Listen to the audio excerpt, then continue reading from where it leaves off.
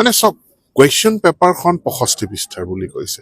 Question পেপাৰখন সেইখন আমি 5টা মিডিয়াম, আমাৰ আহি থকা দিনবিলাকত কুৱেশ্যন পেপাৰখন আৰু ডাঙৰ হ'ব, কাৰণ আমাৰ মিডিয়ামৰ সংখ্যা বাঢ়ি গৈ থাকিব, বাঢ়িছে ইতিমধ্যে। গতিকে আমি প্ৰত্যেকটো ভাষাৰ কাৰণে এটা শ্ৰেণীকোঠাতে এজন অসমীয়া মাধ্যমৰ থাকিব, এখন বেংগলী মাধ্যমৰ যদি থাকে, এজন যদি বড়ো মাধ্যমৰ থাকে, আমি তেওঁলোককতো বেলেগ বেলেগ কুৱেশ্যন পেপাৰ বিচাৰি বিচাৰি আনিব নোৱাৰো। গতিকে কুৱেশ্যন পেপাৰ এখনেই, গতিকে 5টা মাধ্যমৰ হোৱাৰ কাৰণে ডাঙৰ হৈছে।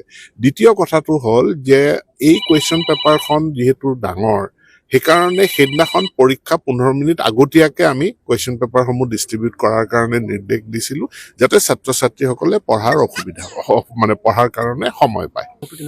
চাওক, আমাৰতো কম্পাৰ্টমেণ্টেল পৰীক্ষাৰ ব্যৱস্থা আছেই, গতিকে কম্পাৰ্টমেণ্টেল পৰীক্ষা মানেই দুবাৰ পৰীক্ষাটো।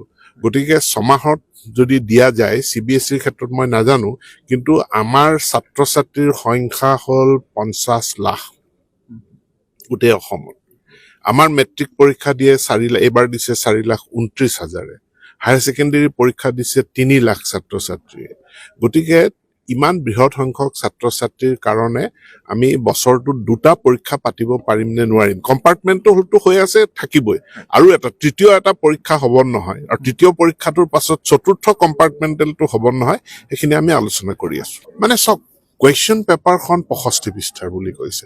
কুৱেশ্যন পেপাৰখন সেইখন আমি 5টা মিডিয়াম, আমাৰ আহি থকা দিনবিলাকত কুৱেশ্যন পেপাৰখন আৰু ডাঙৰ হ'ব, কাৰণ আমাৰ মিডিয়ামৰ সংখ্যা বাঢ়ি গৈ থাকিব, বাঢ়িছে ইতিমধ্যে। গতিকে আমি প্ৰত্যেকটো ভাষাৰ কাৰণে এটা শ্ৰেণীকোঠাতে এজন অসমীয়া মাধ্যমৰ থাকিব, এখন বেংগলী মাধ্যমৰ যদি থাকে, এজন যদি বড়ো মাধ্যমৰ থাকে, আমি তেওঁলোককতো বেলেগ বেলেগ কুৱেশ্যন পেপাৰ বিচাৰি বিচাৰি আনিব নোৱাৰো। গতিকে কুৱেশ্যন পেপাৰ এখনেই, গতিকে 5টা মাধ্যমৰ হোৱাৰ কাৰণে ডাঙৰ হৈছে।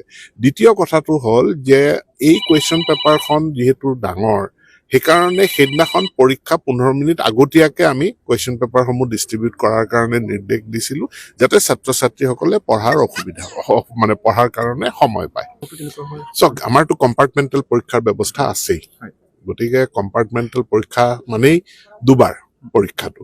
গতিকে 6 মাহত যদি দিয়া যায়, CBSEৰ ক্ষেত্ৰত মই নাজানো, কিন্তু আমাৰ ছাত্ৰ ছাত্ৰীৰ সংখ্যা হ'ল 50 লাখ গোটেই অসমত।